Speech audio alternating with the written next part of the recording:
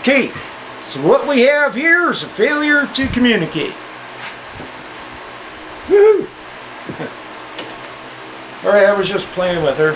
I got the timing pretty good. My timing, I do it an old school hillbilly way. Well, I do my Chevys the same way. So, still there? Yep, you're still there. So yeah, I pulled. I figured, okay, time to jet this thing up. So I got the timing's good, and I ran this.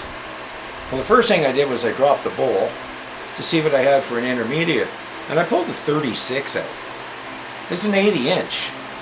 There is no cause for a 36 thou, and S&S jets go up by the thou. There's no cause for a 36 thou for an 80-inch, except for. So I was there when my brother was helping Tommy dial this carb up, except for the fact that all that oil was going past the rings and terminating our air mixture. So to compensate, they had to add more fuel, right? Makes sense. Now, of course, it takes about 50 miles to break in the rings to get them sealed. But now that we got almost no oil passing the rings until they break in, almost no more oil. Until they break in, a little bit will pass. But now we're holding our squish, no oil going up there, no reason for 36. Now I know these 80 inches, I mean I've been doing this for Coon's age, at various elevations, at different provinces, in Canuckistan here. And I knew that this would want a 29.5. So that's what I put in it. I reset the idle mixture screw down to 1.5, and then I dialed it in. I ran the engine at 1,000 RPM, right? No more. And then I dialed up my intermediate. She seems to like it right around 2 turns, but it was 3. I'll go, inch and a quarter to inch and 3/4, or 1 1/4 to 1 3/4 turns on your idle mixture screw, puts you in that great navigation. If you're running a Thunderjet, things can be a little different. So we got a proper decent jet in here. Yeah, so for when I fired it up there on the other film,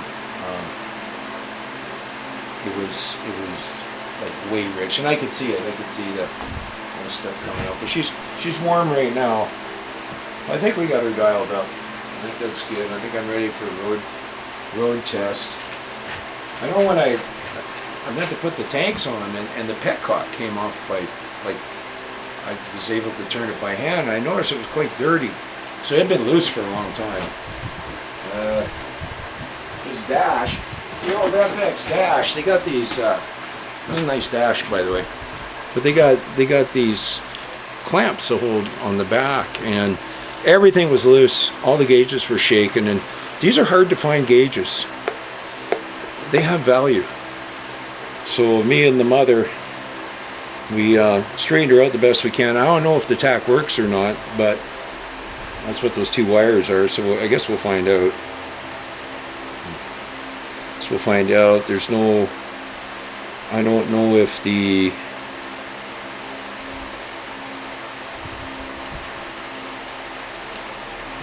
okay. I was just looking at where they had the power wire hooked up to, and yeah. So I don't know if I know this light don't work. There's something missing here because it just,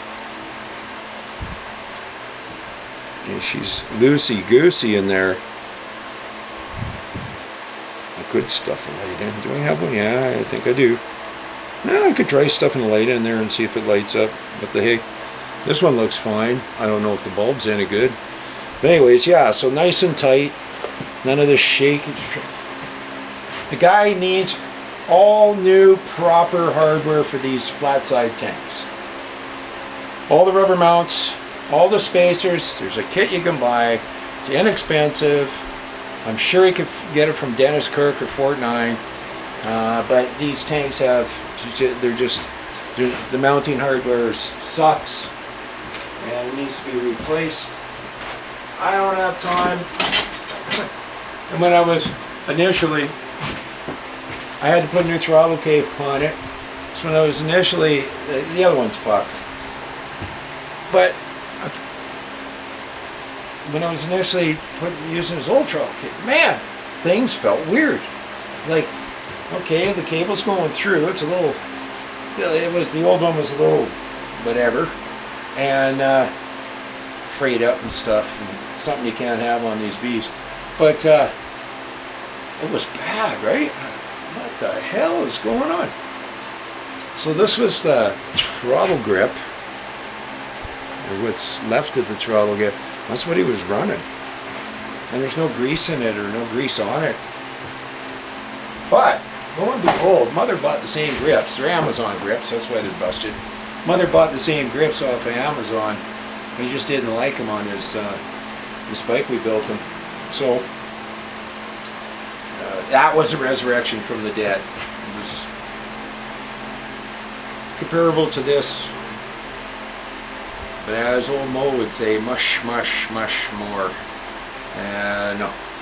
Yeah, but comparable to this, it was a blown up fuck. Oh yeah, no, it was more than this. That's right, because I had to sprocket shaft. Jeez, I don't know if I showed you guys this. Where is that? Sprocket shaft side. I might have used it as an anchor or something. They don't work good. I have tried flywheel size anchors for my boat. They don't work for shit. Oh, here it is. So this is what happens when your rotor comes loose.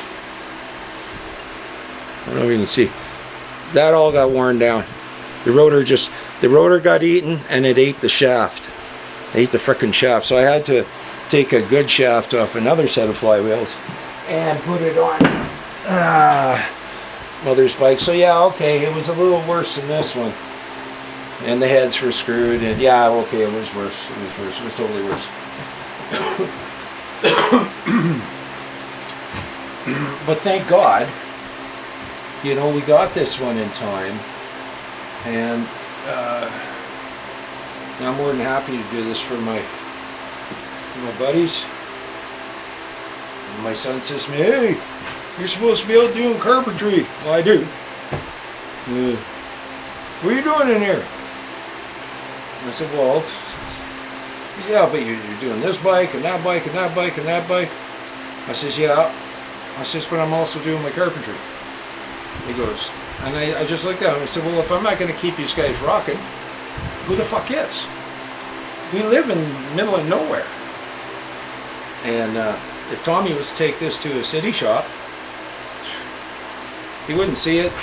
It would be a long time and lots of money, lots more money, lots, much more, for sure. So there's a few things Tommy needs to do. He needs a battery, he needs his tank, hardware kit. What else does he need?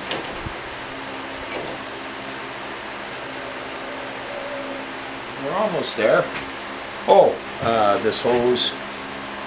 I extended this line when we put the different fork tubes in. I had to reach. You could use a longer. You could also use a longer clutch cable or something to that effect. I could probably just wiggle this one around differently and get that little bit more out of it. But yeah. So I'm pretty much ready to put the cam covers cap back on and take this out into the wild, wild west.